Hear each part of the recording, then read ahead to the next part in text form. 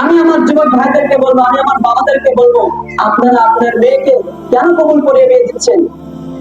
আপনারা আপনার ছেলেকে কেন কবুল করে বিয়ে দিচ্ছেন? কবুল করিয়ে বিয়ে দিচ্ছে আপনার মেয়ে হলুদ শাড়ি পরে, দুজন এসে দুধ খাওয়ায়, তিনজন এসে কোলে করে নিয়ে যায়, 10 জন এসে নাচ গান করে, ডিজে বাজায়, নাচ করে। এটা কি নবীর সুন্নাত? শুধু কি মোল্লাটাকে কবুল করে বিয়ে দিলেই কি বিয়ে হয়ে যাচ্ছে? এটাই কি ইসলামের আইনের মধ্যে পড়ে? Who is the messenger of Allah for you? Who is the Prophet Muhammad sallallahu alaihi wasallam? তোমার নবীকে I am asking you, আমি তোমাকে জিজ্ঞাসা করছি, তোমার নবীকে, তোমার নবী কি সুন্নাত? নবীর সুন্নাত মধ্যে পড়ে নাচ গান করা, ডিজে বাজানো?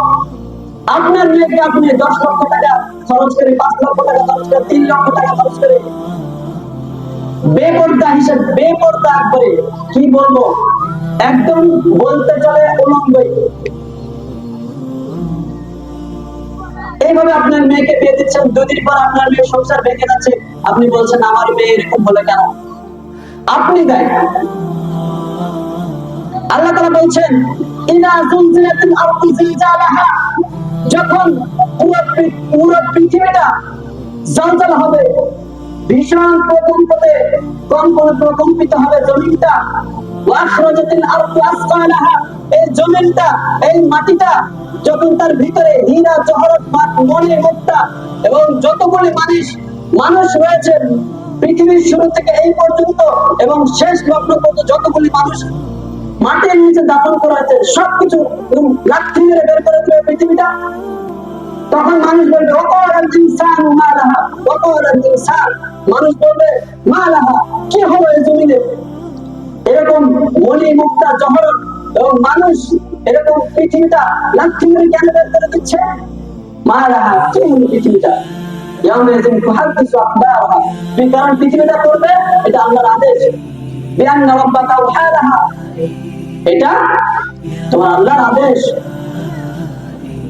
আপনার যদি এতই ইচ্ছা করে, পৃথিবীটা খুবই একদম শেষ পর্যায়ে চলে এসেছে, আমি সময় নিয়েছিলাম মাত্র 10 মিনিট, সময় শেষের দিকে, আমি বেশিক্ষণ কথা বলবো না। আজ আমাদের সমাজে এই সমস্ত কাহিনী দেখে এই কথাগুলো মনে পড়ছে, এবং এই কথাগুলো কোরআনের আয়াত দিয়ে আমি আপনাদেরকে বোঝাচ্ছি, আর কিভাবে বোঝাবো আমি জানি না। আল্লাহ তাআলার কথার উপরে কোনো কথা আছে? আল্লাহ তাআলার আইনের উপরে কোনো আইন আছে? তো আল্লাহর কথা শোনার পরেও কেউ যদি শুধরে না আসে, সে তো নিশ্চিত ধ্বংসের দিকে যাচ্ছে, ঠিক কিনা? 100% ঠিক। তো আমার যুবক ভাইরা, তোমাদেরকে বলছি, তোমরা গান বাজনা শোনা বন্ধ করে দাও। তোমার যদি এত ইচ্ছা করে তোমার বাড়িটা ভেঙে ফেলা, আজ ভূমিকম্প হচ্ছে, ভূমিকম্প হওয়ার কারণে তোমার বাড়ির সাথে আমার বাড়িটাও জ্বলছে, কেন হচ্ছে এরকম?